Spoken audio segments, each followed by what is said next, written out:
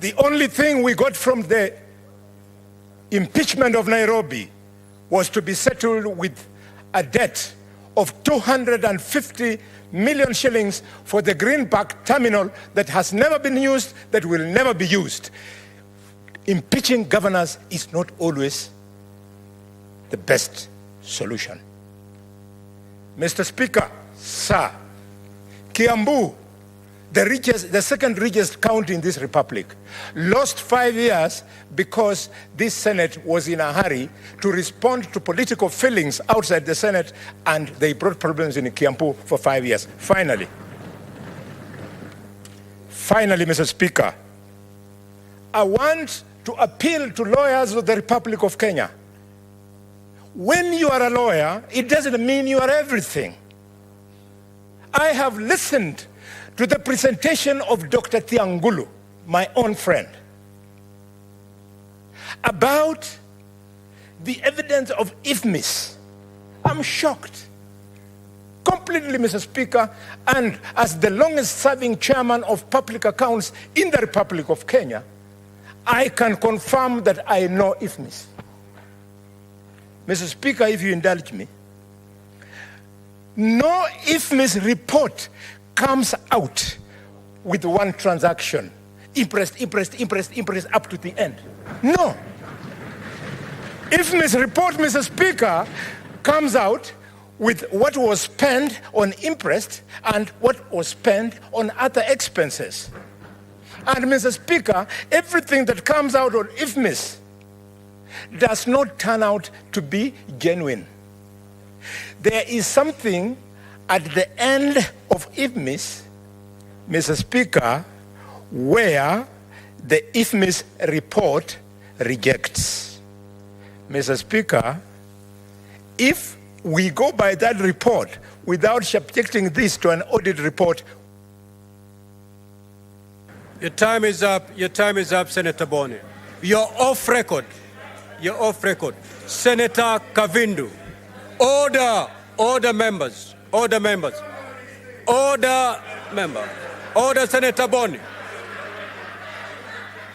Order. Senator Boni, kindly take your seat. Order. Order, honorable senators. Order. Senator Boni, Senator Mundigi. You will be watching this session from your lounge if you proceed that way. Senator Kavindu, proceed. Thank you, Mr. Speaker, for this opportunity. I want to say that it has been a good time to listen to both parties, the County Assembly and the governor's side. But, Mr. Speaker, if I may be very honest, if there's a day in this House I was disappointed, is today. Because when I listened, these are issues that would have been solved at Meru level. Those are not issues to be brought to the Senate, because there is no weighty issues that cannot be solved at Meru. The only issue that was very heavy for me is the abusive words that those men used on the governor. I cried. I didn't know what to do. I wanted to walk and go because I could not bear watching the abusive words that were being used to the governor. We are women, yes. We are educated, just like the men. Who is that who set an alarm to wake up to go where? Can you hold that time for Senator Kavindu? Yes, please hold the time for senators, me. Put your phones on silent mode. Mr. Speaker, we are women.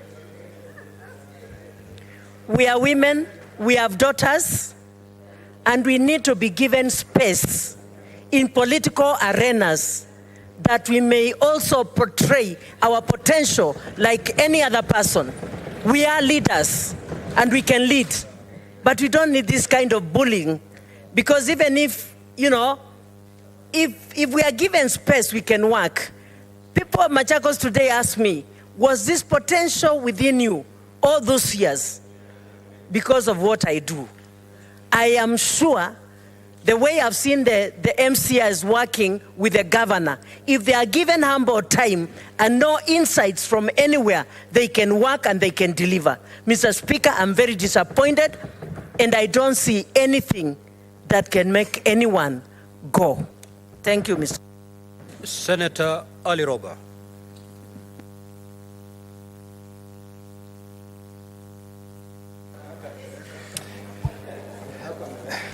Thank you very much, Mr. Speaker. We've listened for the last 2 days on issues that have been raised by the County Assembly of Meru and the governor's team. And as an experienced governor, I've listened very keenly on issues that touch on the running of the office. And I've picked 3 very critical issues that came to light. And also, as I watched the premeditated position of leaders within Meru, that came out very clearly in terms of, a position that really indicated that the governor has become an unwanted person, and at whatever cost, they needed to get rid of her. That has also come out extremely clearly. And, as I listened very keenly, the examination and cross-examination, and because we used the plenary format, the senators were just at the mercy of trying to internalize what is being shared and the cross-examination that was being shared. And the time to cross-examine was not sufficient for us to get out the information that was required. However, it has been, in the last one year and few months, we've handled 3 impeachments in the Senate. By far, this will be the most difficult, the most testing in terms of conscience and decision for the senators in this House. However, what is in question is a very weighty matter, regardless of which direction we are going to take as senators. I don't see a solution ahead as a governor who has served for 10 years, whether the governor is impeached or the impeachment of the governor is not approved by this House. I see sadness moving forward, regardless of whichever way we're going to vote. And that has been consciously the most disturbing position for me as a leader who has served as a governor for 10 years. Because I've said, if we go this way, what will be the result? If we go this way, what will be the result? And I don't see light at the end of the tunnel. Senator Ledama.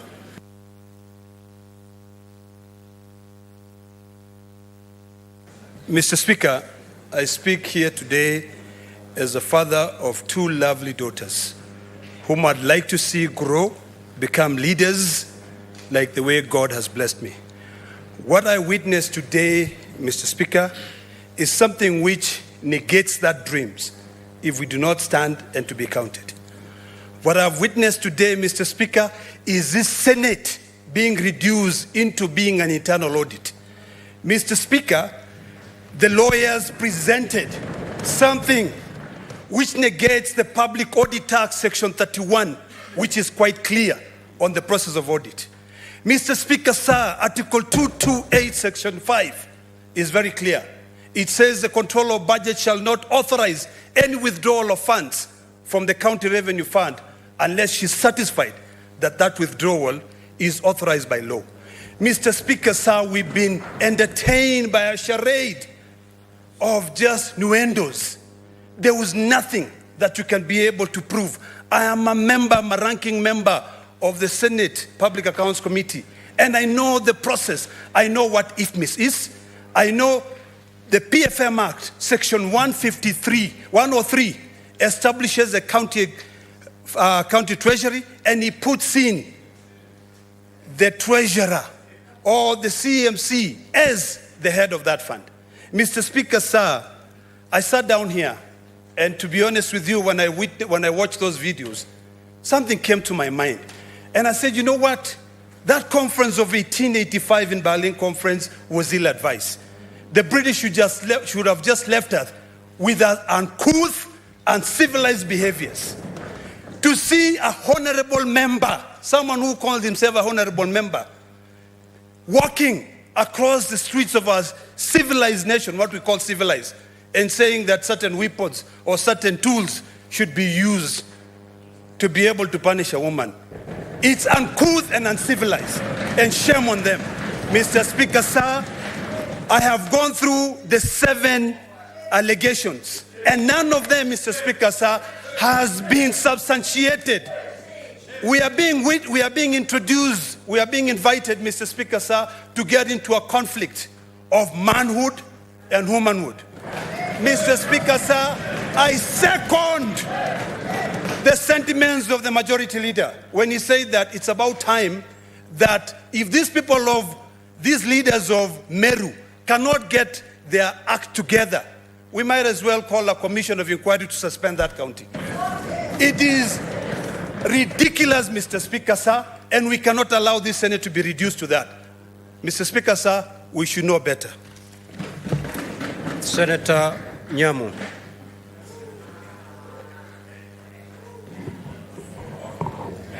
Thank you, Mr. Speaker. Mr. Speaker, I have listened very carefully to the submissions from both sides since the beginning of this matter. Mr. Speaker, the million-dollar questions for this House and my colleagues is, does this matter before us meet the threshold for impeachment? And I want to quote the guidelines given by the Supreme Court of the threshold of conduct of the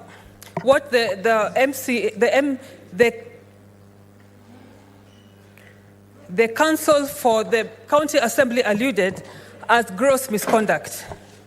Mr. Speaker, is the conduct of the county governor of Meru, is it grave? Is it disgusting? Is it heinous? And is it audacious? And all that appertains gross misconduct? The answer is no. Mr. Speaker, we must not, as a House, drown in the murky waters that is Meru politics. We must be very careful that we do not drown as a House in those murky waters. Mr. Speaker, the MCAs of Meru have failed to demonstrate that they can be independent and they can make decisions that are not influenced from outside. And we must not join them. Mr. Speaker, I want to say tonight that the matter before us should not have got here. I do not see how this matter got here, because this is pure politics that should be handled at the ground in Meru. I am very saddened, I am very disappointed, and I am not going to be part, let it be known by those I am disappointing tonight, that I cannot be, as Senator Karen Nyamu, I am not going to be part of ending a young career of the woman governor of Meru simply because she did not take a tea invitation from so-and-so. She does not get along with whoever. We're experiencing that in Nairobi. Your time is up. Your time is up. Senator Kajwang. Order. Order, senators. Order. Order, senators. Can Senator Kajwang be heard in silence? Senator Kajwang. Mr. Speaker, I first want to congratulate the County Assembly of Meru. They have done their constitutional mandate. And if this parliament did half of what the County Assembly of Meru has done over the last 1 year, Mr. Speaker, the cost of living would be much lower. And some people will not be living in the houses they are living up on hills. I want to congratulate the County Assembly of Meru that whatever the outcome of today, they should not go home feeling that they did the wrong thing. They undertook their constitutional mandate. Mr. Speaker, today we are damned if we do, we are damned if we don't. Let me make it clear. The misogyny that has been demonstrated in some of the videos, the chauvinism, the incitement to tribal hatred has no place in a modern Kenya. And Mr. Speaker, those are things that we should not be massaging. Those are criminal actions. Gender-based violence is such a grave criminal action that if I had an option to ask the governor a question, I would have asked whether she reported those matters to the police, because impunity breeds in silence. Mr. Speaker, from the submissions, it appears as if everybody in Meru is mad. We are in a season of madness in Meru. And that, Mr. Speaker, the only sane person in Meru today is the governor and the spouse. That is what has come out of the submissions. But, Mr. Speaker, could that be true? That all the great men and women of Meru, including the Deputy Speaker of this House, are mad, are in a season of madness, and the only lucid person can be the governor? Mr. Speaker, that presupposes and that indicates there's a big, big problem that an impeachment cannot solve. Mr. Speaker, we have a patient with 2 damaged kidneys. We take out 1 kidney, the patient will not survive. You take out the governor, you leave the assembly, you still have a problem. You reinstate the kidney, which is the governor, you still have a problem.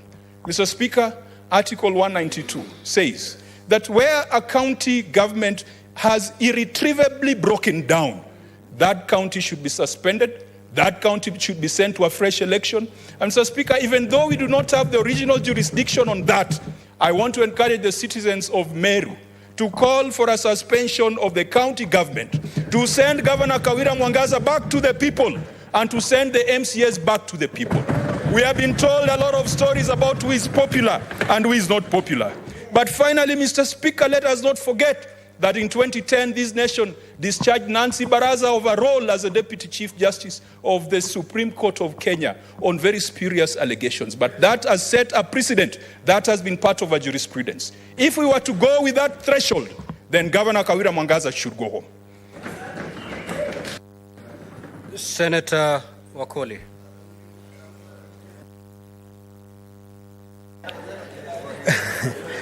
Asante Mheshimiwa Spika. Nashukuru sana kwa nafasi hii ambayo nimepewa kujadili hoja nzito za usawa, haki na ukweli. Mheshimiwa, ukipewa nafasi kutafuta amani kati ya wendawazimu wawili, unashindwa utaanza vipi? Ama iwapo wewe ni mhubiri na unamuombea mwendawazimu, Mheshimiwa Spika, utafumba macho ukiomba ama utayakodoa macho pima ukiomba? Hiyo ndio hali tumo sasa. Tunakashifu matamshi mabaya dhidi ya wanawake, lakini pia lazima tukashifu matendo mabaya yanayotendwa na wanawake. Iwapo kuna ubadhirifu wa pesa, lazima tuseme. Iwapo kuna matusi dhidi ya wanawake na jinsia zao, lazima tukashifu. Iwapo viongozi hawawezi kaa pamoja na kujadiliana, lazima tuseme ukweli. Kwa sababu sisi katika jamii yetu tunasema maji yasipotifuliwa hayawezi tulia. Haya maji ya Meru yametifuliwa, Mheshimiwa Spika, lazima tuache yatokote na yatulie. Yamefika hapa Mheshimiwa Spika, yanatokota, lazima tuamue yatulie, watu wa Meru wasonge mbele. Haiwezekani viongozi hawa kusema yale wanayosema pasipo shinikizo ama kunyoshewa vidole na viongozi wengine. Iwapo wewe unasema ni bishop na unasema wenye wivu wajinyonge, ni mahubiri yapi tunaendeleza katika nchi ya Kenya? Lazima tuseme ukweli. Tumejadili mambo ya uhubiri, wahubiri wawe wa ukweli, viongozi wawe wa ukweli, na bado nitasema fisi aliambia mawe, hata tukinyamaza vipi mumesikia, na lazima tupige kura turekebishe mambo ya Meru. Asante sana Mheshimiwa Spika. Senator Mogeni.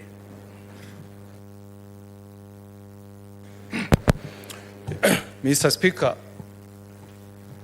if there is an image that had stuck with me ever since this impeachment trial started, it is the image I saw of some acts against the governor of Meru. Mr. Speaker, I can be rough in politics. Mr. Speaker, I can make mistakes in politics, but I will never, and I've never descended to the level I saw in the videos that were displayed before this House, Mr. Speaker. Mr. Speaker, however much you hate a human being, Mr. Speaker, if you are a Christian or you believe in the Almighty God, Mr. Speaker, there are some utterances you cannot make against some other human beings when you are a leader, Mr. Speaker. So, Mr. Speaker, despite the things, the wrongdoings we have seen against the governor of Meru, Mr. Speaker, we must ask ourselves, Mr. Speaker, when history is written, Mr. Speaker, and we are the 47 of us who sat here, Mr. Speaker, how did our conscience respond to the videos that were played before us, Mr. Speaker? How will the people of Kenya, Mr. Speaker, judge us? Because it is not just the governor who is on trial, Mr. Speaker. It is the Senate of the Republic of Kenya that is on trial tonight, Mr. Speaker. And Mr. Speaker, I want to state at 11:45, Mr. Speaker, without fear of any contradiction, that the vote I have tonight, Mr. Speaker, the one delegation from Nyamira, Mr. Speaker, I owe my vote, Mr. Speaker, to the great women of this country called Kenya, Mr. Speaker. I owe my vote, Mr. Speaker, to the women who have faith in me from the county of Nyamira, Mr. Speaker. I owe my vote, Mr. Speaker, to the great woman who raised me, Mama Nyamokami. And Mr. Speaker, I want to give confidence tonight to the woman who will receive me when I go home, my wife Jacqueline, that I have respect for the women of this republic, Mr. Speaker. And when I cast my vote, Mr. Speaker, is to give assurance to my two lovely daughters, Nyamokami and Aliero, that we must treat the women of Kenya with honor and respect, Mr. Speaker. That is the vote that I carry, Mr. Speaker, tonight. I rest my case, Mr. Speaker. Senator Tobiko.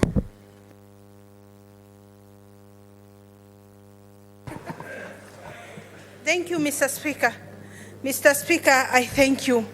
And Mr. Speaker, throughout this impeachment petition, Mr. Speaker, I took my time to listen to both sides without trying to give my advice to my sister, as was expected by many Kenyans and by many people in Meru. Mr. Speaker, the counsel for the county assembly, Thiangolu, has said that quite a number of charges were like repetitions of the same charges that were in the first impeachment, Mr. Speaker. Mr. Speaker, then I don't know whether this was just an appeal of what this House had already made a decision on, Mr. Speaker. They could be allowed by law, Mr. Speaker, but I don't think they should have then wasted the time of this House, Mr. Speaker. But, Mr. Speaker, because of time, my submission this evening, Mr. Speaker, is that there could be administrative omissions and commissions. But, Mr. Speaker, do they meet the threshold of impeachment, Mr. Speaker? As far as I'm concerned, these are non-impeachable offenses, Mr. Speaker. Mr. Speaker, what we have seen throughout these 2 days is hounding of a woman out of office through emotional abuse, through intimidation, through slander, Mr. Speaker, through threats on her life, Mr. Speaker. We have also seen tribal and ethnic profiling, Mr. Speaker, issues that I think NCIC should pick up, Mr. Speaker. And I would want, Mr. Speaker, to advise the governor of Meru that whatever happens to you this evening, there are cases here that you should take to court, Mr. Speaker. This is very scary to aspiring women of this country. Mr. Speaker, I kept asking myself, is this what is awaiting the women governors in this country, Mr. Speaker? Those who will try to get into the political positions that are the domain of men in this country, Mr. Speaker. Mr. Speaker, I would say that what the county has continued to pursue is what the Angolu had mentioned the other time, that the election brought undesired consequences, Mr. Speaker. They must live with their choice, Mr. Speaker. As far as I'm concerned, the Meru people elected Governor Kawira Mwangaza, and the will of the people is supreme, and they must live with their choice for the next 5 years. Thank you, Mr. Speaker. Senator Sifuna. Mr. Speaker, on my first day in this House, I took an oath to protect this Constitution. And I'm sure the people of Meru will appreciate, because they also know about oaths, why I would insist on defending this document on every occasion. Mr. Speaker, under Article 94 of this Constitution, I'm enjoined to be a protector of counties and the interests of their governments. And that is exactly what I'm going to do, whether I know anything about any of your counties, whether I have ever been there, whether I know anyone from there or not, because that is the oath that I took, Mr. Speaker. It has set a very high threshold for the removal of a governor under Article 181 on gross violation of the Constitution and the law, gross misconduct and abuse of office, or where there are serious reasons to believe that the county governor has committed a crime under national or international law. Mr. Speaker, my expectation from the county was to meet a case that demonstrates this particular standard that has been set by the Constitution. Now, there is one telling thing that came from the submissions of counsel, my good friend Siankolu, that in fact the motivation of the MCAs does not matter. I want to try and persuade this House that motivation is everything. The reason why human beings do things is absolutely critical to the doing of those things. Mr. Speaker, because what motivation does, it sets a goal for you, and then you look for a means to get to that particular goal. We have seen the evidence that has been laid here demonstrate clearly that a decision was made that Kawira Mwangaza had to go as a governor of Meru. And then steps and plans were put in place to be able to meet that particular goal. And that is something that I cannot abide as a senator sworn to protect the interests of counties. Mr. Speaker, I want to speak to two analogies that have, been used quite extensively by the team from the county assembly. One, Mr. Speaker, is the analogy of the scorpion and the frog. I do not think anyone can ascribe the innocence of the frog in that particular analogy to the county assembly of Meru. At the very minimum, it is a scorpion being carried by a crocodile on its back, because both animals are extremely dangerous from the evidence that we have seen here. Mr. Speaker, secondly, it is this much repeated song by Shaggy called It Wasn't Me. In fact, in that particular song, council forgot that there was a collabo. There's another gentleman who's singing in that song as well. That gentleman says, I was caught live. There are photos. There is evidence. That is what we expected from the county assembly. In the evidence of the photos of this gentleman on the counter, in the shower, as the council sang, Mr. Speaker, it is difficult for me to get behind the case by the county assembly. I rest my case. Senator Keroche.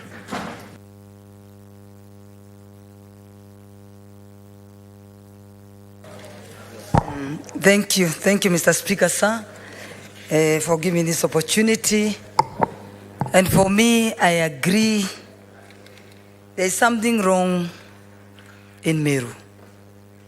There's something wrong in Meru County, the Moi County. But there's a saying that says, two elephants, when they fight, the grass is the one that suffers. In this case, the grass is the Meru people. So we must ensure that we make the right decision in a very sober manner.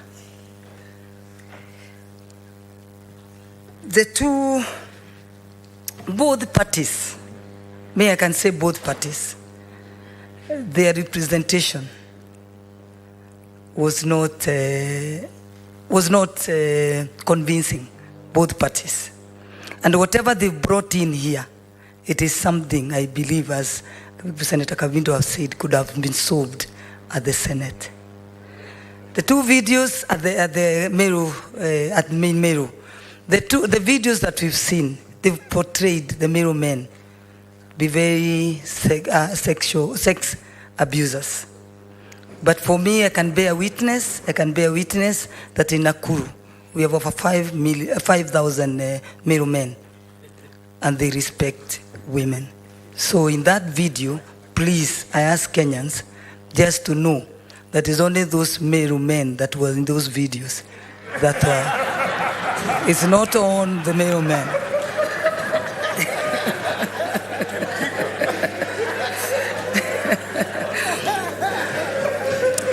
I want to take this opportunity. I really want to take this opportunity and advise my sister, Her Excellency Governor Kawira. In the world we are living in, women, to rise to the top, it takes a while, or it takes, you work 5 times to reach to the top. But when you reach there, ensure you become a role model, that where women want to become like you. Men want their girls to be like you, but not their wives, because they only admire the power in you, but they don't like the power. So exercise the power that you've been bestowed by the Meru people very responsibly, so that the men can support you and walk with you. I've walked that journey, so I know. So going forward, ensure you go and unite the people of Meru. Unite all the leaders of Meru. Because believe me, in case of any... Senator Ojenda.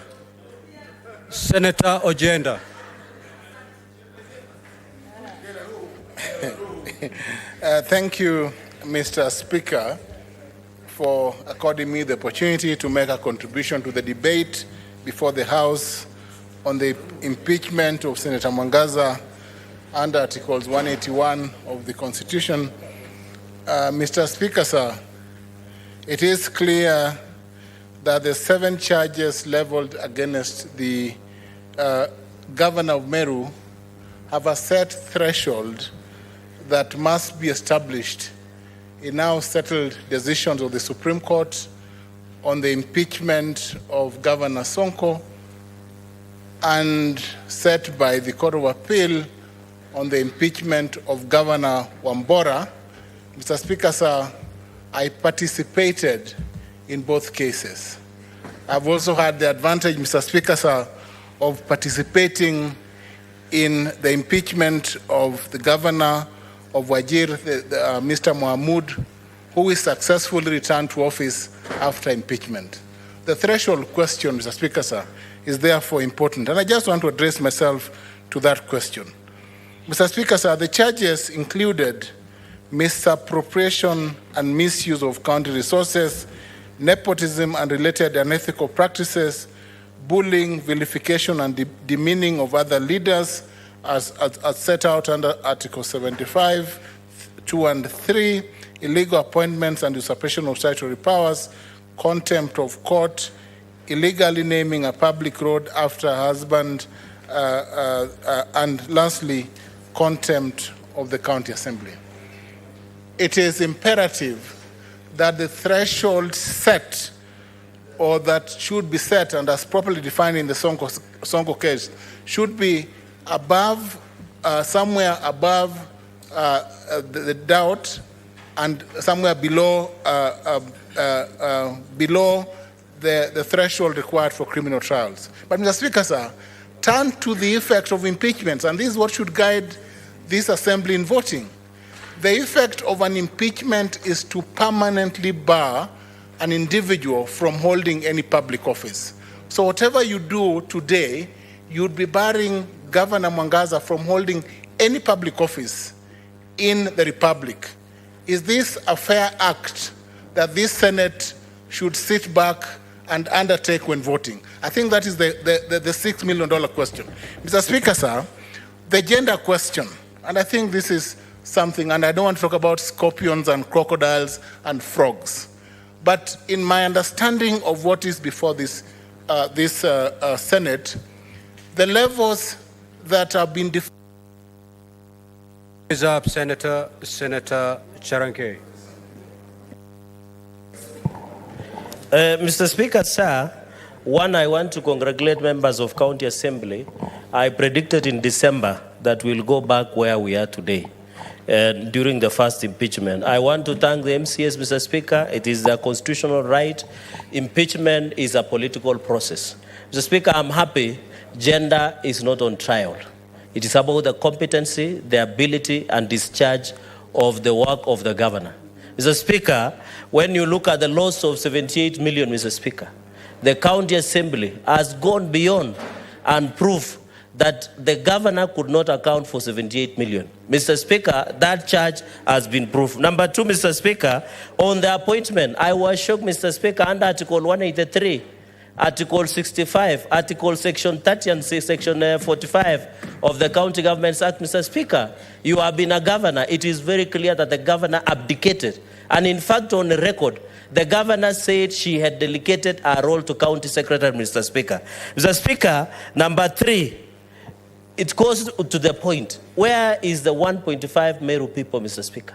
It cannot be that you don't agree with the MCS, you don't agree with the church, you don't agree with Njurinjeke, you don't agree with elected leaders, 10 or 11 of them, Mr. Speaker.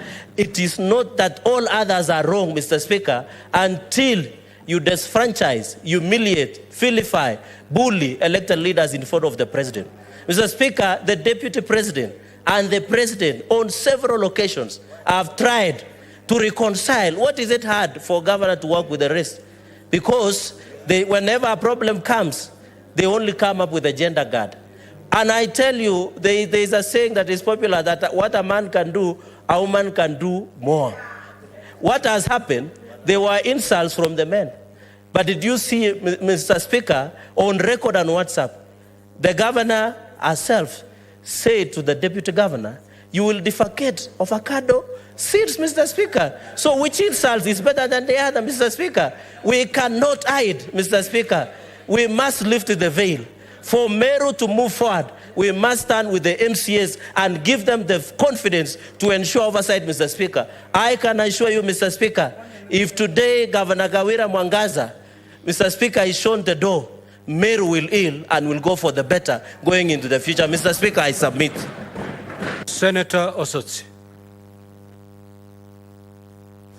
Thank you, Mr. Speaker. Mr. Speaker, because of the short time, I want to start by saying that from the onset, this Senate agreed that we are going to listen to this case, the merits and demerits of the case, and make a decision.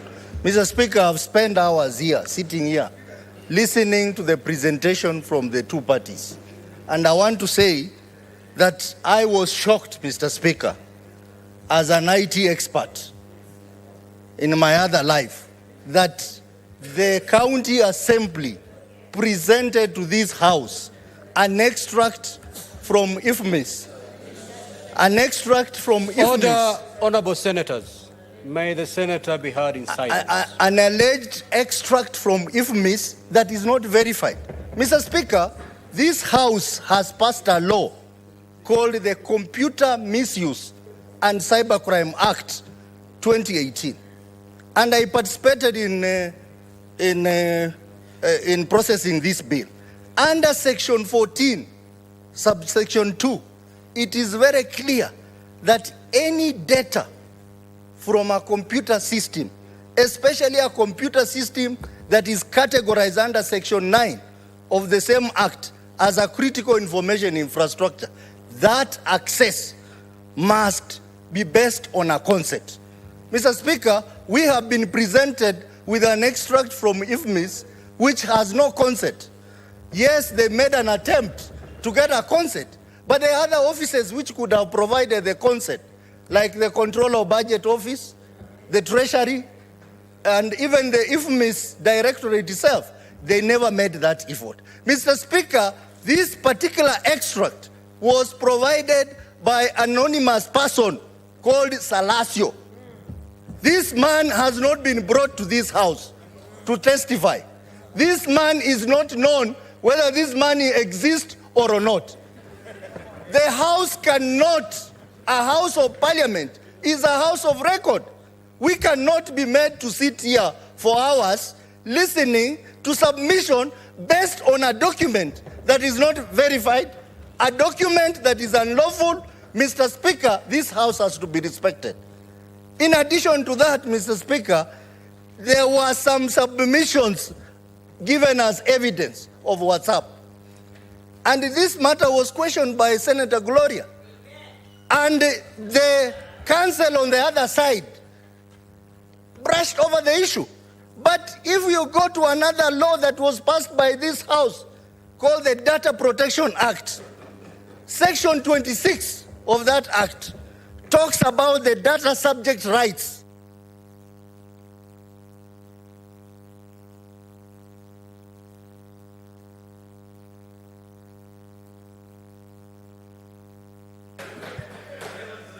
Senator Mutinda.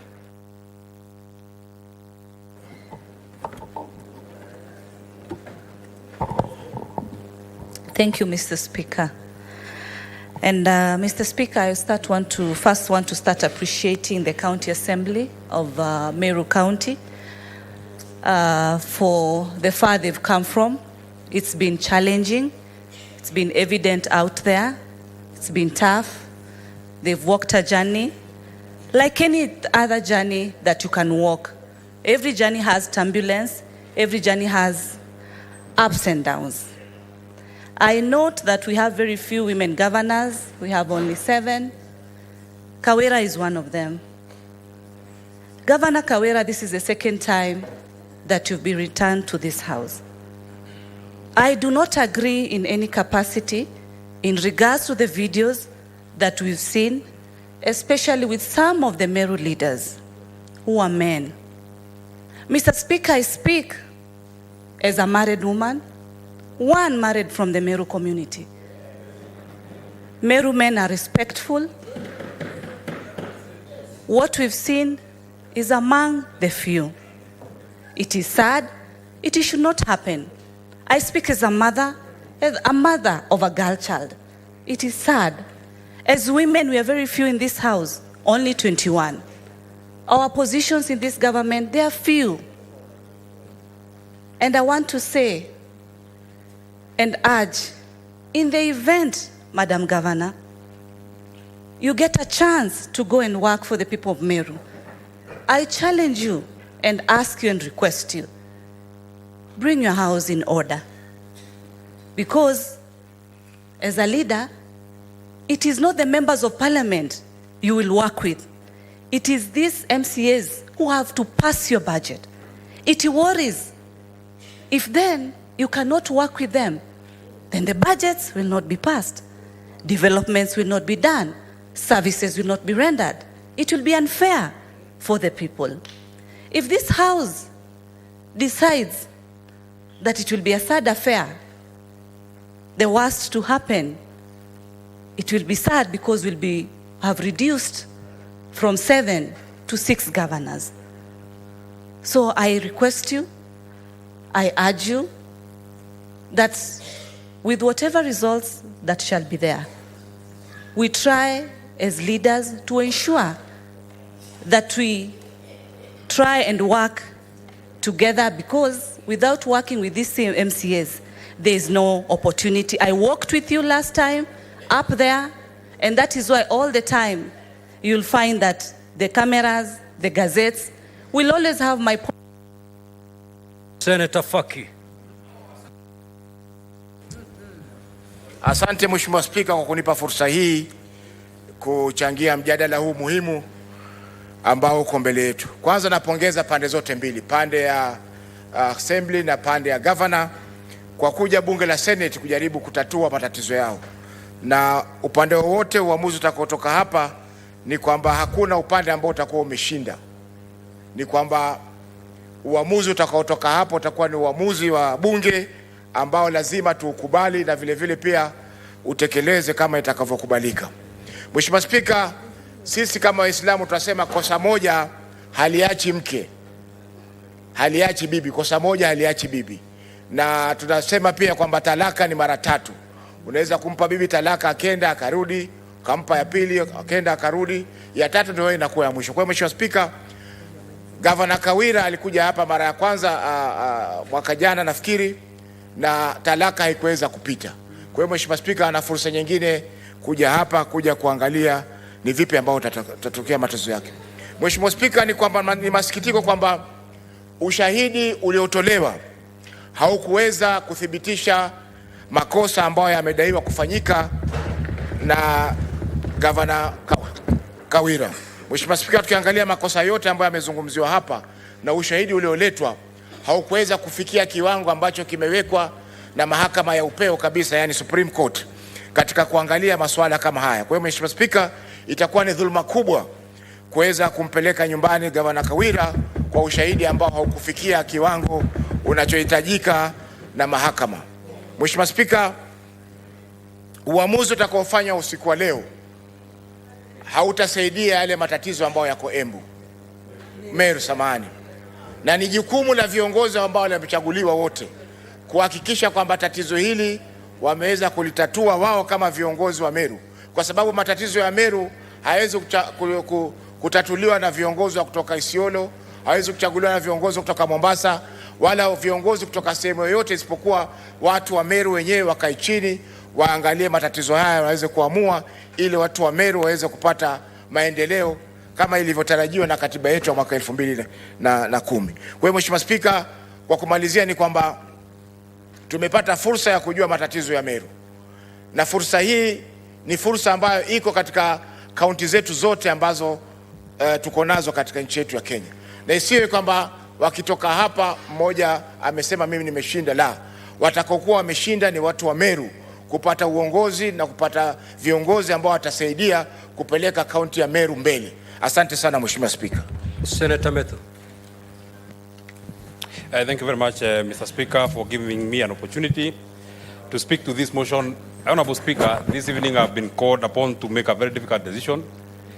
A decision that if we send Governor Kawira home, then her career comes to a grinding halt. Honorable Speaker, as it has been said, the threshold of an impeachment has been set in Article 181 of the Constitution of Kenya. It has also been very well spelled out in the precedents that have been set in the decision of the High Court in the Wambora case and in the decision of the Court of Appeal in the Wambora case, Honorable Speaker. Well, I thank the County Assembly for, because it is within their functions to process an impeachment.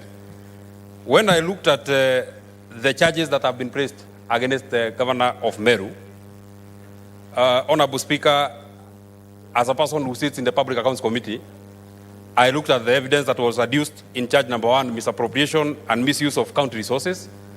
And Honorable Speaker, as a member who sits in that committee, we all agree that an infamous extract cannot become evidence as to why and how the Governor of Meru is corrupt on this particular charge, Honorable Speaker.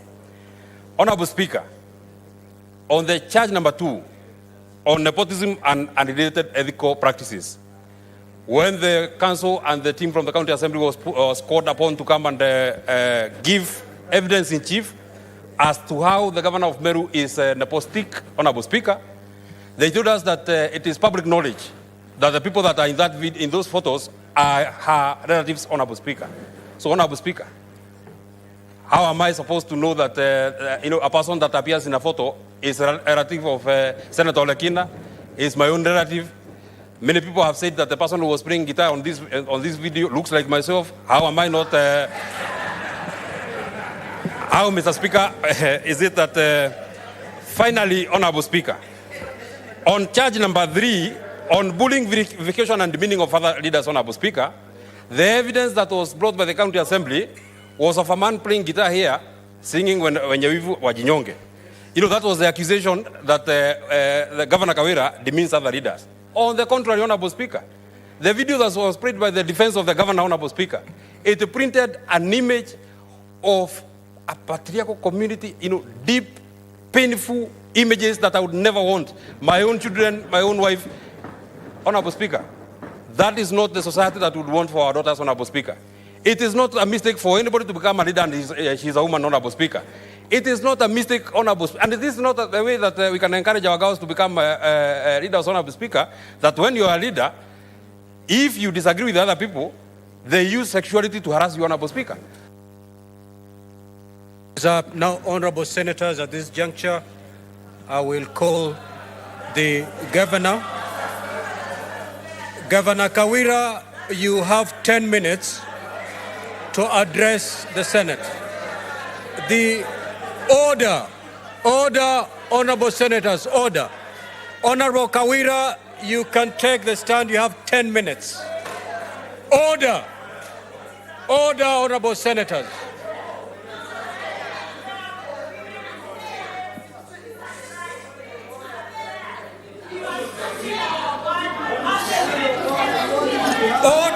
Order, Senators.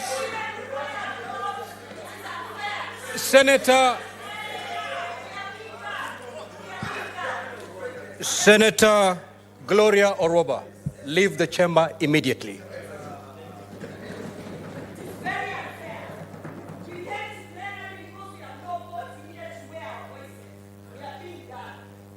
Heston, please. Heston, or the Sergeant at Arms will help you.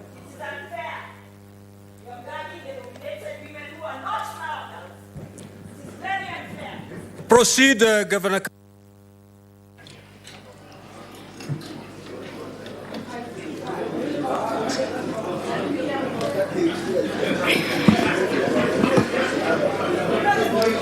Honorable Speaker. Order, Senators. Let us hear the Governor in silence, please. Honorable Speaker, honorable members,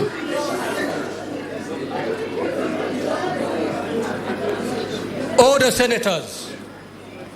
Let us hear the Governor in silence. Honorable Speaker and honorable Senators of this House, I want to take this opportunity to really thank you for your time. I know it has not been easy for you. God bless you for your time. Honorable Speaker, I'm here today pleading with this House. And I want to say it in Kiswahili. Mateso ni mengi, lakini Mungu tusaidia. If I have wronged any person in this house, in Meru, in Kenya, I pray for forgiveness.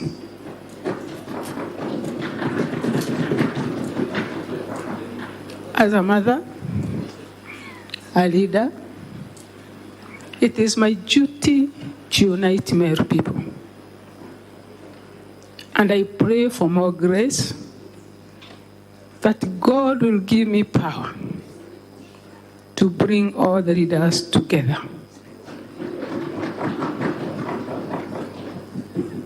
I pray unto our Father to give me more energy, to give me more grace. Na Mungu anipe kuvumilia kwingi to see Meru people happy. The members of Parliament, our dear Deputy Senator of this House, the MCAs, Deputy Speaker, if I've wronged any one of you, forgive me.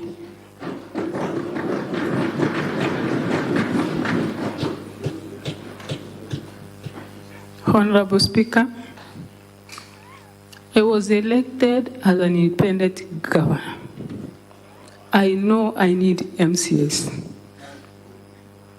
I've tried my best, and I shall still continue trying my best to see that I work with everyone. Honorable Speaker and this Honorable House, no one is an angel. I'm not an angel. Each and every one of us has his or her own weaknesses. It is my prayer to God that the weaknesses that they might have, God will help me, so that we work together as a team and make Meru people happy. Honorable Speaker, honorable members of this House, I take this opportunity again to say thank you, and I pray that you give me a second chance. God bless you.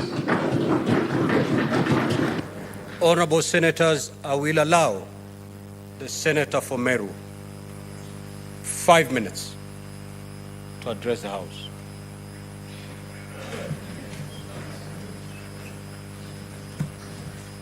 Thank you, Honorable Speaker, for this opportunity also to make my contribution to the motion. And Honorable Speaker, on the onset is maybe to challenge the procedure, because I wish we are making these comments after we did the voting. Because, Honorable Speaker, if we hear the comments of many senators here, even the Madam Governor, it's like we have concluded the business and still we are to cast our votes. So, Mr. Speaker, nevertheless, I want to say that this House, on Article 96(1) of the Constitution, the Senate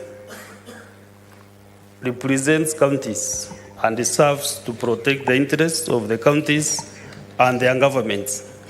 And Mr. Speaker, I wish before any governor is brought to this House to prosecute any impeachment procedure or process, this House can be able to go to that particular county, understand the issues that have been released by the members of the county assembly of that particular county. Mr. Speaker, you know I live in Meru, and even tomorrow I'll be traveling to Meru. All the 47 or the 67 senators who are here, they don't live in Meru. So, Mr. Speaker, I wish during this process, at some point before the governor is brought to this assembly or this House, there is a process that can be an intermediary in a way that these issues can be canvassed. And I want to thank Senator Omtata in his what he is trying to do in his petition. I wish a tribunal can be set up. A tribunal can be able to sit with the MCs, with the governor, with the leaders of that particular county, so that they can be heard by that tribunal. But when any governor is impeached and brought to the Senate immediately and directly, members of that particular county loses that opportunity to prosecute the issues, Honorable Speaker. So on this particular case, let me say that Meru, where I live, we have a problem, and a big one, Mr. Speaker. And you have heard the governor has confessed that she has some weaknesses that she will pray on to help her overcome. So that tells us that there is a problem in Meru. And Mr. Speaker, it is not the way we put our steps, we clap, we shout, but Meru has issues that need to be addressed. And because Meru is not living in a vacuum, I want to address the head of state, His Excellency the President, to take charge and understand what is in Meru, what is ailing Meru County. I want to thank the MCAs. They have done their work excellently. There is no way that 59 MCAs can be logged or manned that impeached the governor for the third time. The MCAs have issues that they have raised in their petition. But also, Mr. Speaker, you know, unless these gentlemen and ladies are hand, then we can never solve Meru issues. As I speak here, Mr. Speaker, I want to tell this House and convince them enough that Meru has issues, has problems. And also, Mr. Speaker, when we see creeps print in vernacular, I also wanted to actually challenge also that process of executing these witnesses. When a creep is played in vernacular, some are not audible, and then what is translated might not be what was said. So what do we have to say that this creep is very articulate? So, Mr. Speaker, what I want to request my colleagues here, as we make this decision, look to all the counts. Let us not bring down to only one issue about women. This thing called KBC, is it an instrument or this used to stir orange or maziwarara? So, Mr. Speaker,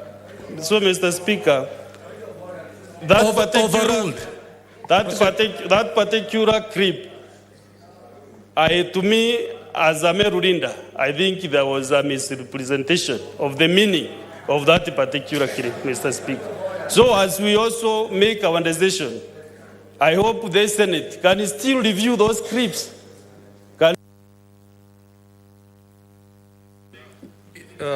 Honorable Deputy Speaker, your time is up. Now, honorable senators, at this juncture, I will call upon the mover to reply. Mr. Speaker, sir, I've had opportunity to listen to colleague senators, and of course the views are far and wide, as you would imagine. Many agree, many disagree with what has been spoken about here. Mr. Speaker, sir, I want to humbly plead with the House that immediately after this procedure, please let us conclude the impeachment procedure bill.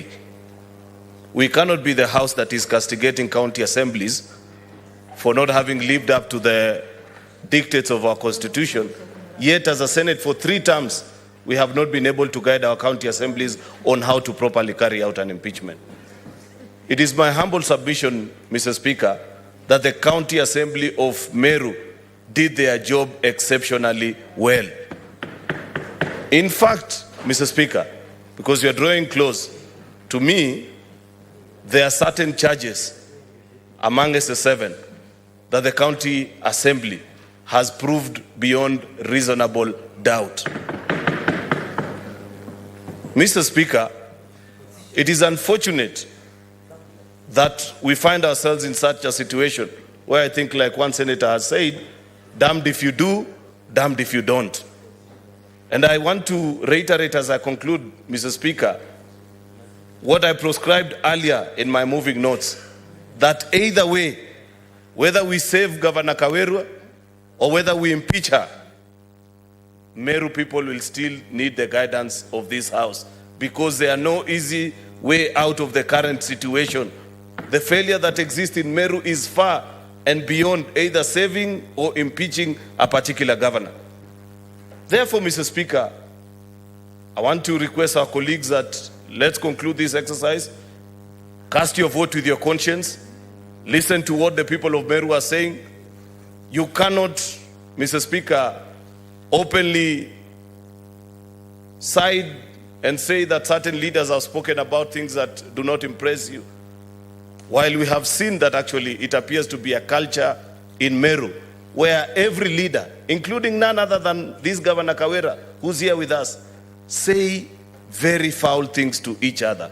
That is a bad culture that we need not encourage in our politics. Therefore, My final words, Mr. Speaker, to Governor Kawira. I don't know whether we will survive or fall, but Governor, take time to read the Bible. Don't just preach. If you read the Bible, you will find answers to some of the questions that continue to follow you. It cannot be, like many have observed, that all these 59 MCAs that are saying in less than 1 year, on 2 occasions, that you are unfit to hold office and they be thoroughly wrong. There's something that you need to soul search and find deep within yourself to reflect, Madam Governor. And should perhaps God grant you grace and you continue to serve these people, please change your ways and find it in your heart to work with other leaders. That is not to say that I know how this vote will go. It is now the opportunity of the 47 delegations. Mr. Speaker, I'm being told to talk to the MPs, but they are our colleagues, Madam Speaker, and you know, many of them actually. Anyway, I don't want to be, Mr. Speaker, we are really pressed for time, and I want senators to vote before midnight. And I think I have said everything that I need to say. I think if the glove doesn't fit, you must acquit. I thank you. Now, honorable senators, pursuant to Standing Order 84-1, I do make a determination that this matter indeed affects counties and therefore voting shall be by delegations. I will direct the Sergeant at Arms to ring the bell for 10 minutes. Now, the reason why the bell needs to be rung for 10 minutes, the system needs to reboot. It has been overstretched beyond its limit. If we start voting now, it's going to collapse. So for those 10 minutes, the system will reboot, and then voting shall be done electronically. Thank you.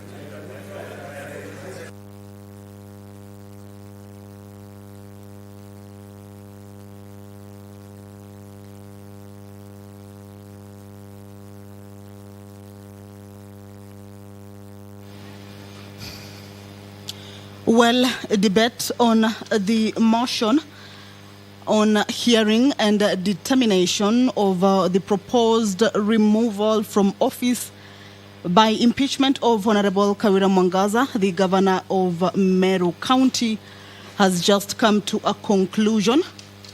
The speaker has directed that a 10-minute bell, this is a division bell, because once the debate is over, then the members will be going into voting on the charges that have been leveled against Governor of Meru, Honorable Kawira Mwangaza. These charges are 7 charges. And what we have just seen is that the members, a few members, of course, going by the time constraints, a few members of the Senate managed to give their opinions and views on the evidence and the presentations that were done by both parties, that is the County Assembly of Meru and the executive, that is the governor's side. The charges include misappropriation and misuse of county resources, nepotism and related unethical practices, bullying, vilification and demeaning other leaders, illegal appointments and usurpation of statutory powers, contempt of court, illegally naming a public road after husband, as well as contempt over the assembly. So these are the 7 charges that the governor of Meru County is facing. And the 10-minute bell, that is the division bell, is just to put in place the measures that will be guiding in the voting process. Remember, 47 of the senators will be will be taking a vote as directed by the Speaker, indicating that the vote will be by delegation. By delegation, this is under the Standing Order number 83 on county delegation, that each county delegation shall have one vote to be cast on behalf of the county by the head of the county delegation, or in the absence of the head of the delegation, by another member of the delegation designed by the head of the delegation.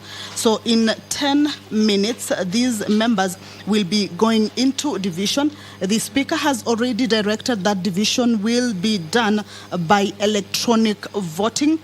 This is pursuant to Standing Order number 86 that indicates that unless the Speaker, for the convenience of the Senate, otherwise directs, voting on any division in the Senate shall be by electronic voting.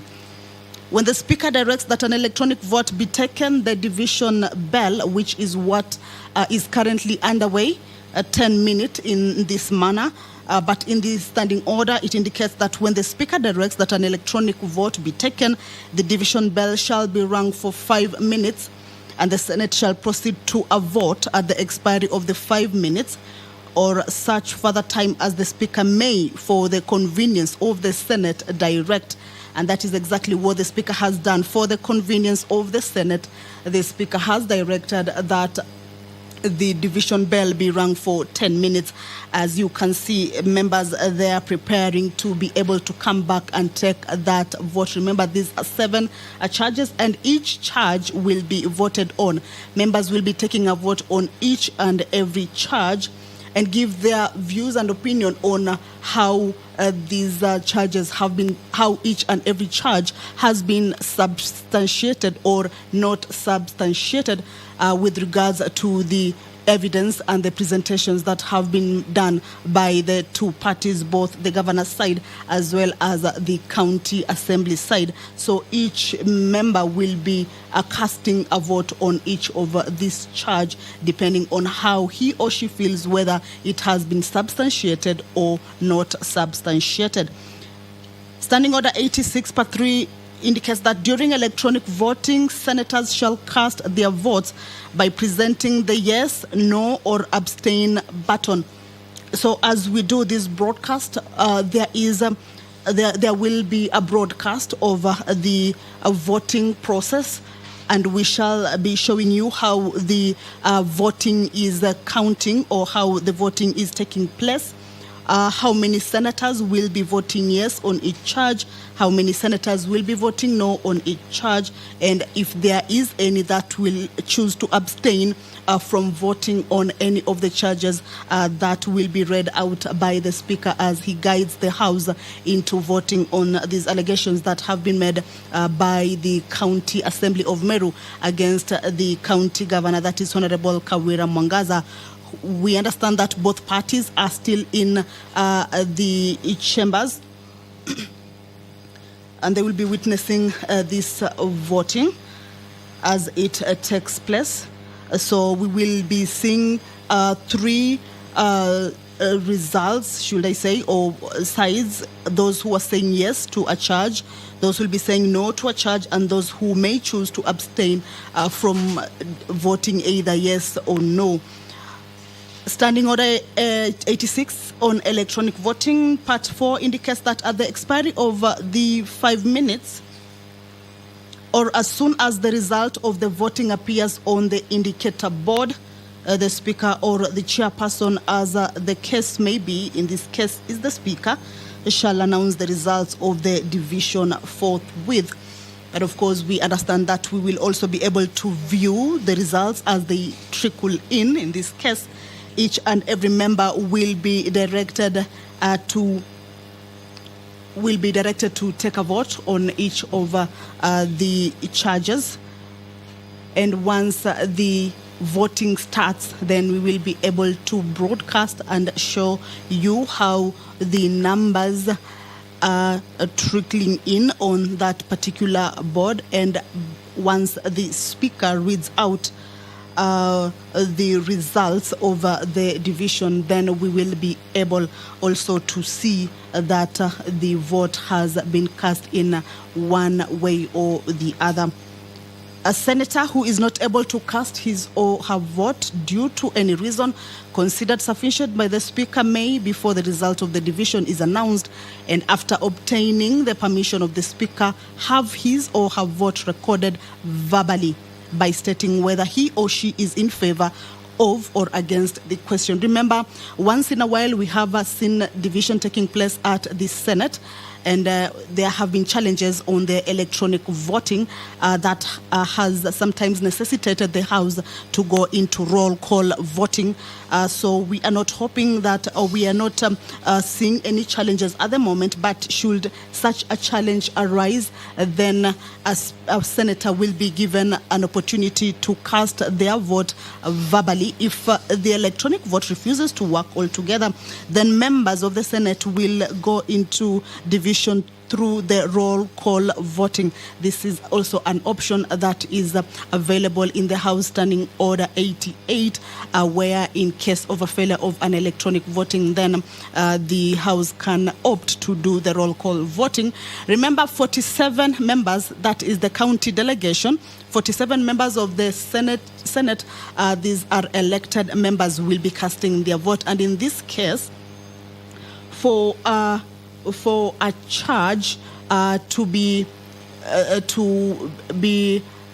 termed as having been substantiated or not substantiated, then the number has to be 25.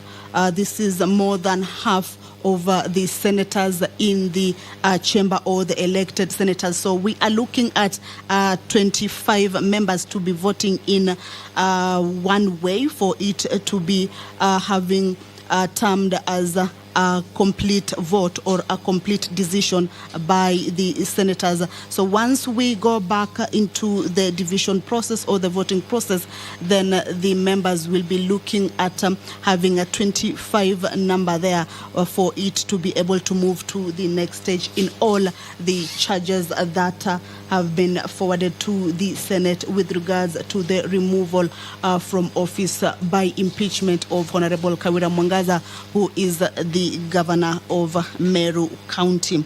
So once the 10-minute quorum or rather division bell lapses, then the Speaker, of course, will call the House to order, and each senator will be required to log out of their electronic devices, then again log in.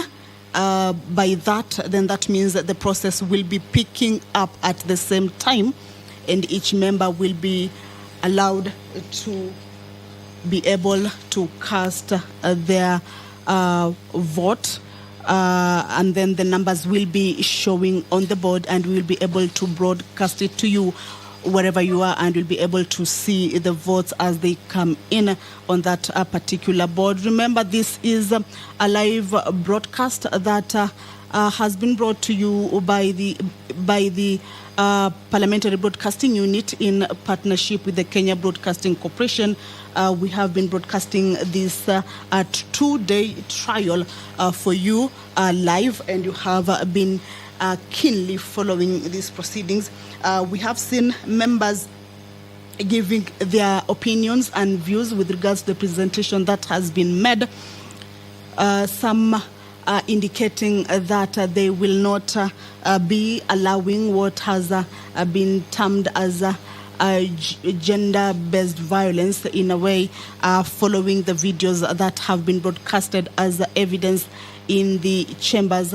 And of course, that is one of the issues that we have seen senators extensively touching on in their debate as the presentations were over and the House had gotten into the debate session on the motion that is the motion on the removal from office by impeachment of the Meru Governor Kawira Mwangaza. So if you are just joining us, then just remember that we are at the tail end of this 2-day trial.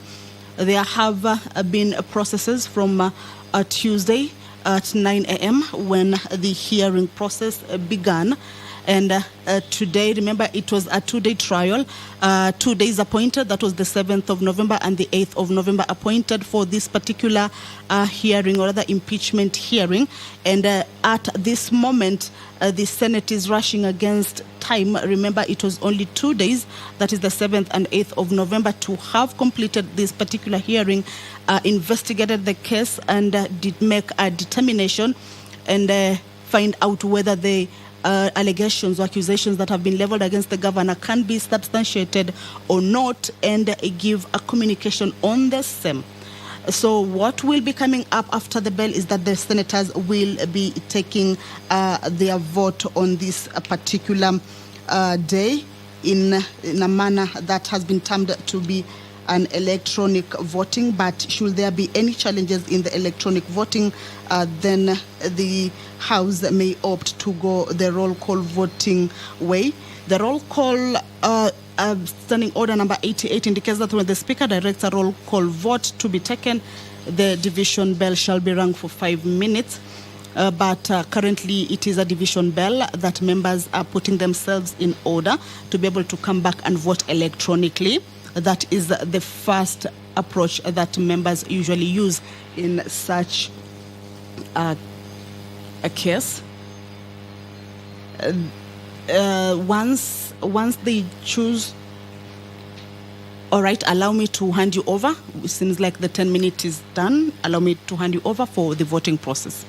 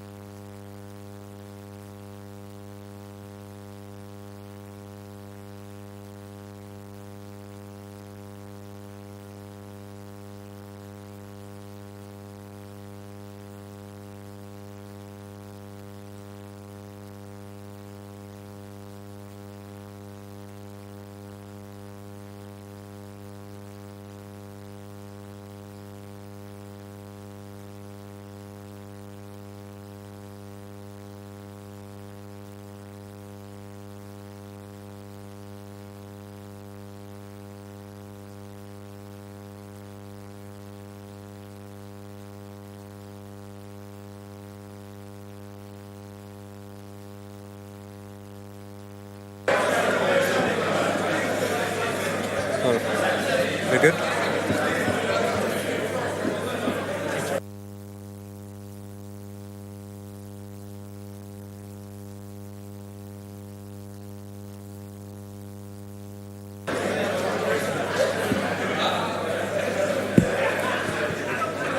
Order. Honorable Senators, kindly take your seats.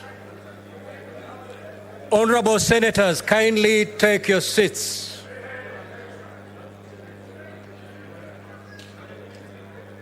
Senator Mandago, why are you holding hands?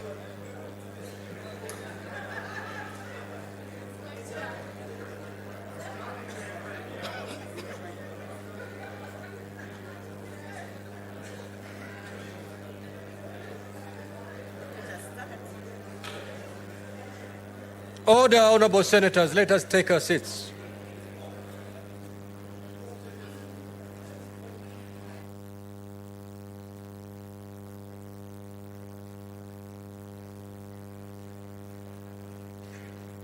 Sergeant at Arms, kindly proceed to close the doors and draw the bars.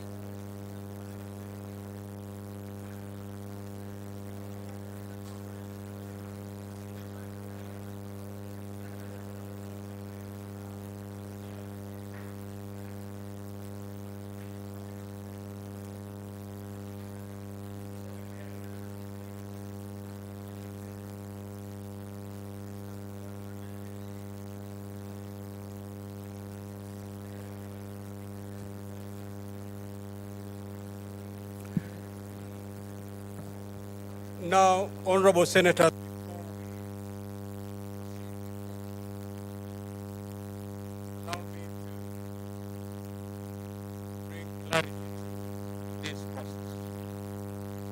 So that there are no mistakes as we proceed to vote. We are voting 7 times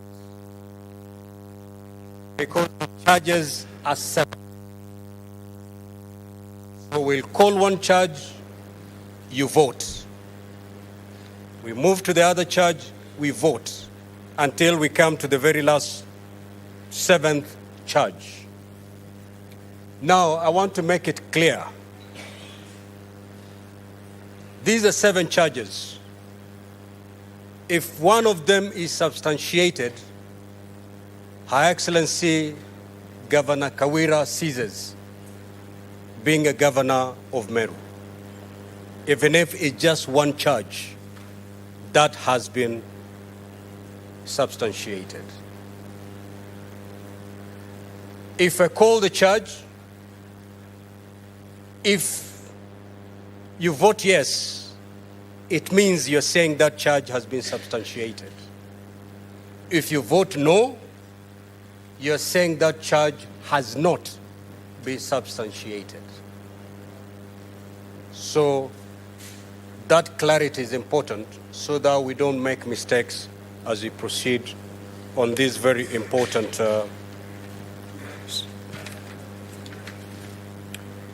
Now, honorable senators, voting shall be done electronically. And this juncture, therefore, I will call upon the delegates to log out.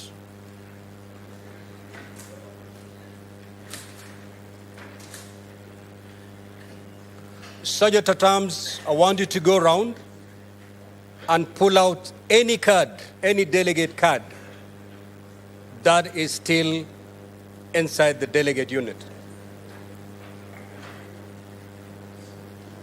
Once you have done that, Sergeant at Arms, kindly confirm so that we move to the next step.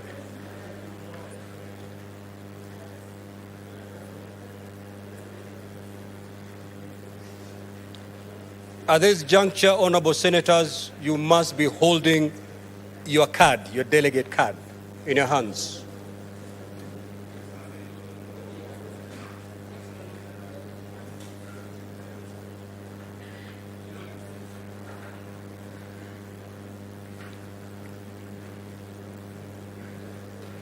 Sergeant at Arms, you are waiting for your signal.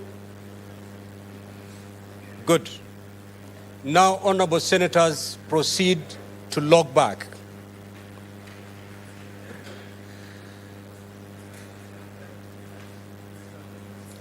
Log back into the delegate units.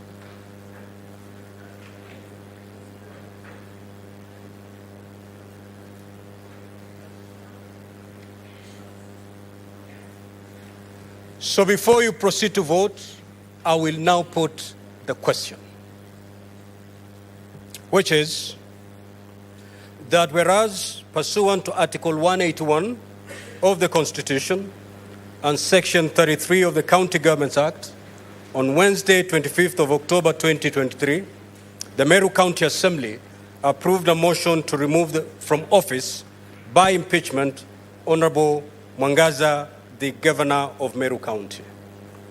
Whereas by a letter reference M/Cares Volume 4/43 dated the 26th of October 2023, and received in the office of the Speaker of the Senate on Friday, 27th of October 2023, the Speaker of Meru County Assembly informed the Speaker of the Senate of the approval of a motion by the County Assembly and further forwarded to the Speaker of the Senate documents in evidence of the proceedings of the Assembly.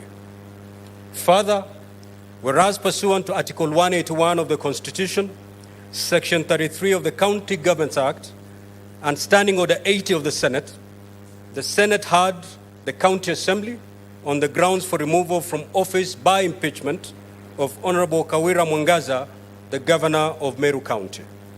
And further, whereas pursuant to Article 181 of the Constitution, Section 33 of the County Governments Act, and Standing Order 80, the Senate also heard the Honorable Kawira Mwangaza on the grounds for her proposed removal from office by impeachment as the Governor of Meru County. Now, therefore, Honorable Senators, pursuant to Article 181 of the Constitution, Section 33 of the County Governments Act, and Standing Order 80, the Senate resolves to remove from office by impeachment the Honorable Kawira Mwangaza, the Governor of Meru County, on the following charges. Charge 1, misappropriation and misuse of county resources. Charge 2, nepotism and related unethical practices. Charge 3, bullying, vilification, and demeaning other leaders. Charge number 4, illegal appointments and usurpation of statutory powers. Charge number 5, contempt of court. Charge number 6, illegally naming a public road after her husband. And lastly, charge number 7, contempt of the Assembly. Honorable Senators, I further guide that we shall have a separate vote for each charge.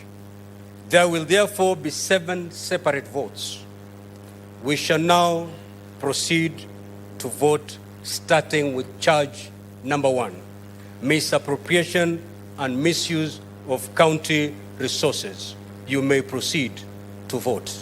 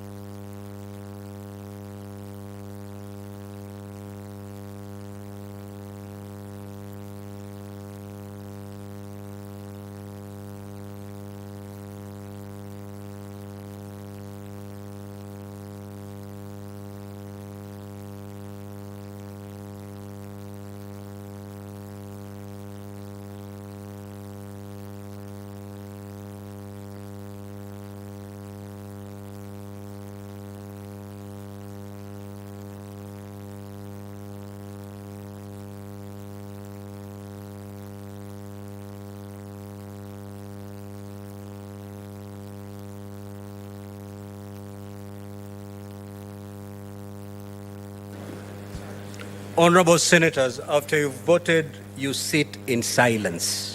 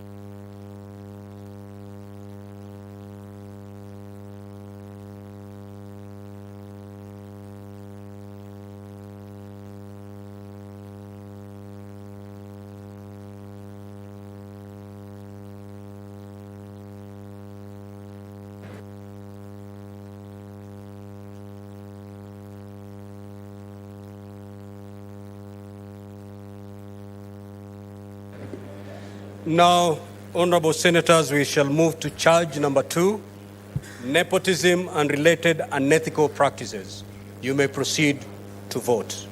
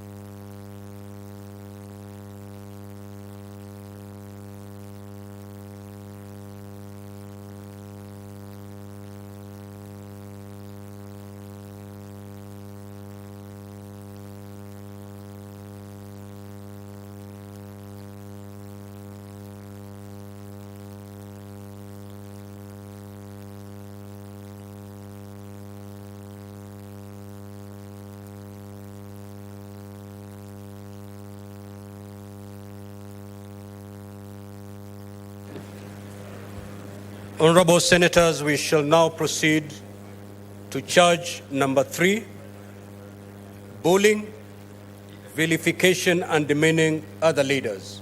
You may proceed to vote.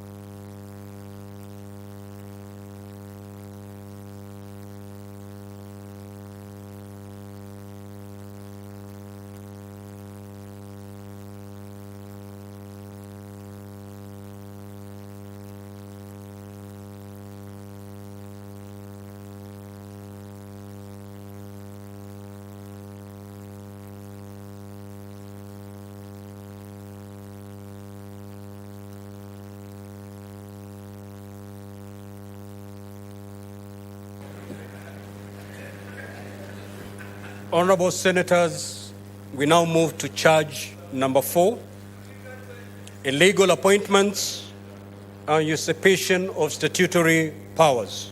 You may now proceed to vote.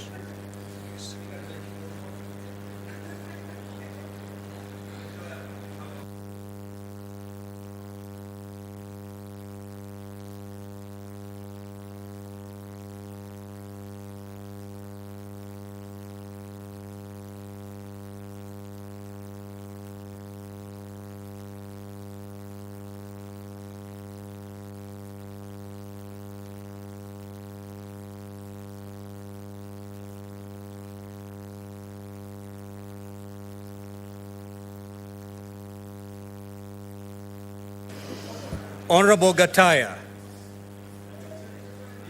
you're out of order, and I call you to order.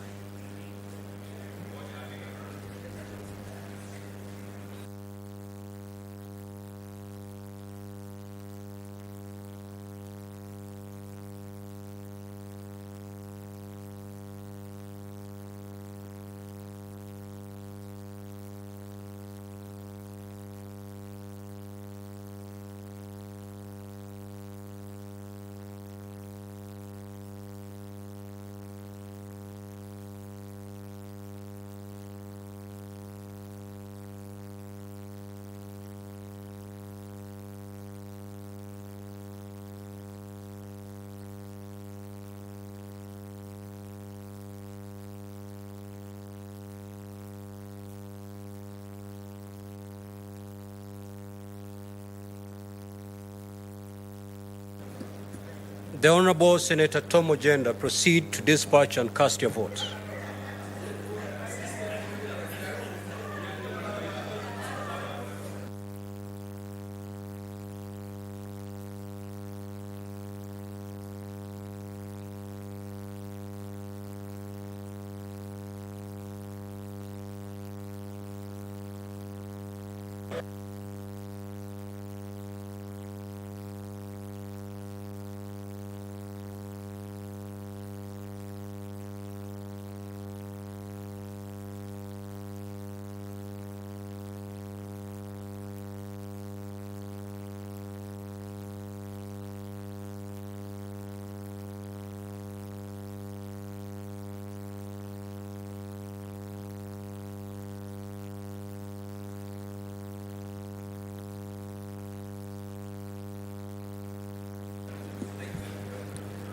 Honorable Senators, we shall now move to charge number 5, contempt of court.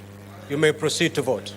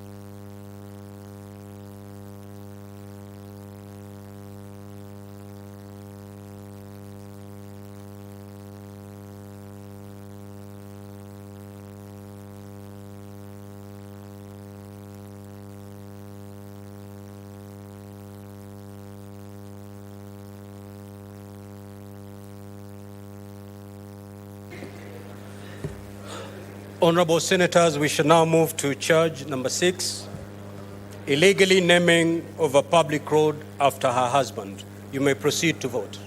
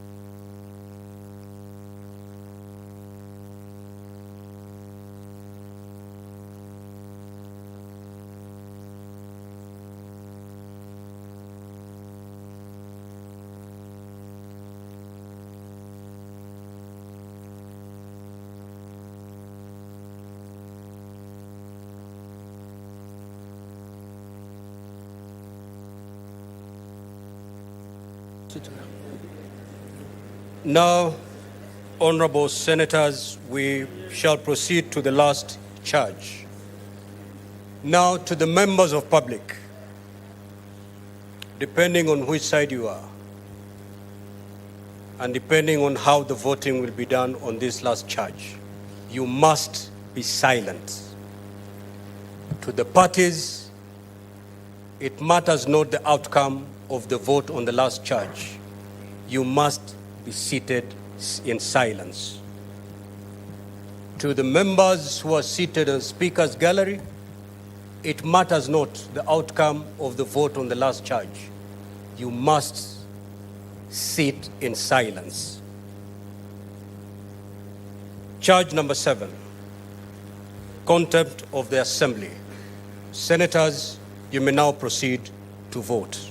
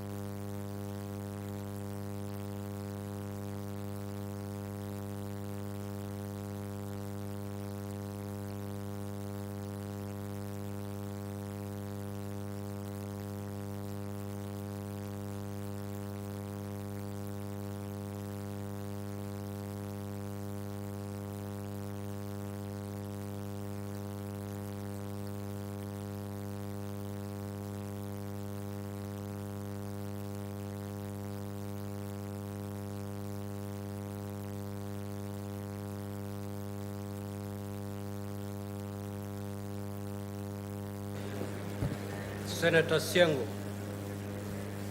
take your seat.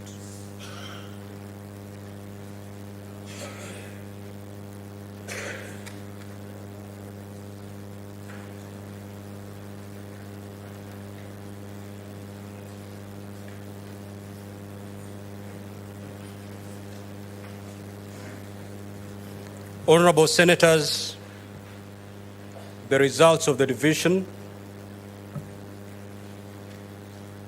are as follows. Charge number 1, misappropriation and misuse of county resources. Ayes 19, nays 28. The nays have it. Charge number 2, nepotism and related unethical practices. Ayes 5, nays 42, abstain 0. The nays have it. Charge number 3, bullying, vilification and demeaning other leaders. Ayes 3, Nays 44, abstain 0. The nays have it. Charge number 4, illegal appointments and usurpation of statutory powers. The ayes 20 votes, nays 27 votes, abstain 0 vote. The nays have it. Charge number 5, contempt of court. The ayes 3 votes, the nays 44 votes, abstain 0, so the nays have it. Charge number 6, illegally naming a public road after her husband. Ayes 4 votes, the nays 43 votes, abstain 0, so the nays have it. Charge number 7, contempt of the Assembly. Ayes 10 votes, nays 37 votes, abstain 0, so the nays have it. Now, honorable senators, Section 33(7) of the County Governments Act provide as follows. If a majority of all members of the Senate vote to uphold any impeachment charge, the governor shall cease to hold office. Honorable senators, the result of the division indicate that the Senate has not upheld any of the impeachment charges. Pursuant to Article 181 of the Constitution, Section 33(8) of the County Governments Act, and Standing Order 87 of the Senate Standing Orders, the Senate has failed to remove from office by impeachment Honorable Kawira Mwangaza, the Governor of Meru County. And the Governor accordingly continues to hold office.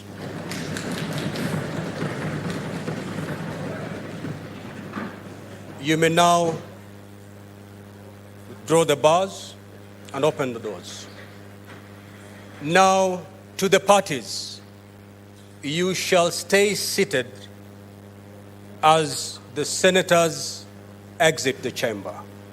Likewise, the people who are in the public gallery, you will stay seated as the senators leave the chamber. And for those who are seated in the public gallery, you shall stay seated as the senators leave the chamber. Honorable senators, you may now rise.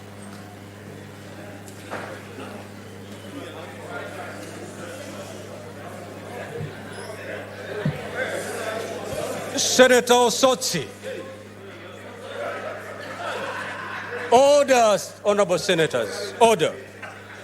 Honorable senators, there being no other business on the order paper, the Senate stands adjourned until Tuesday, 14th of November 2023 at 2:30 p.m. I thank you. That communication was communicated here by Senator Muma. For those who attend sessions, they know.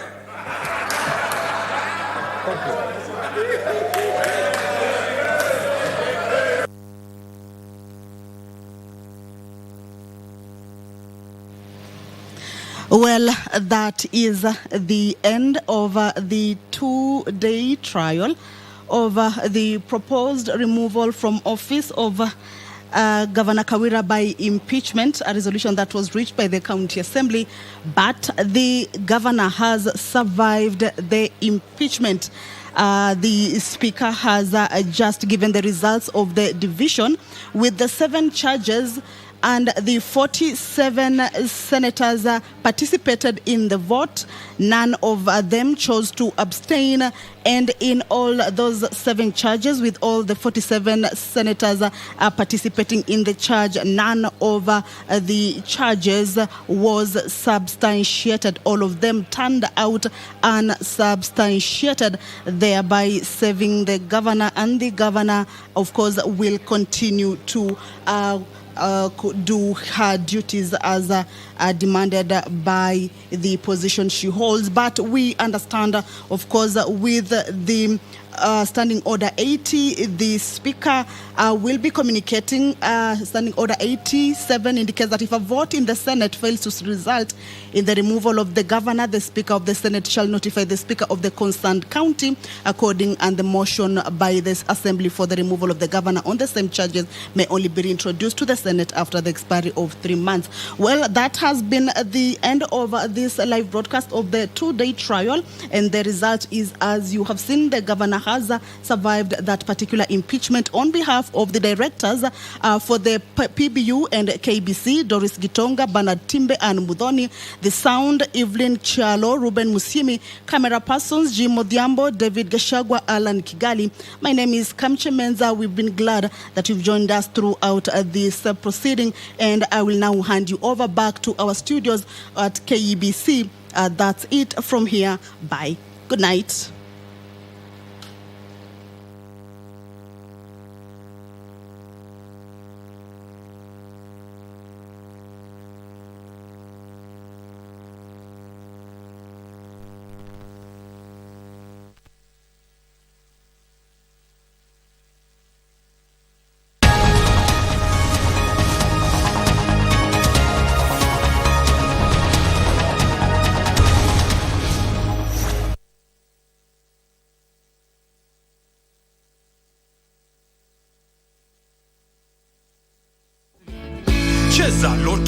School fees ya mtoto imelipwa, lakini bado tunataka kuendelea throughout.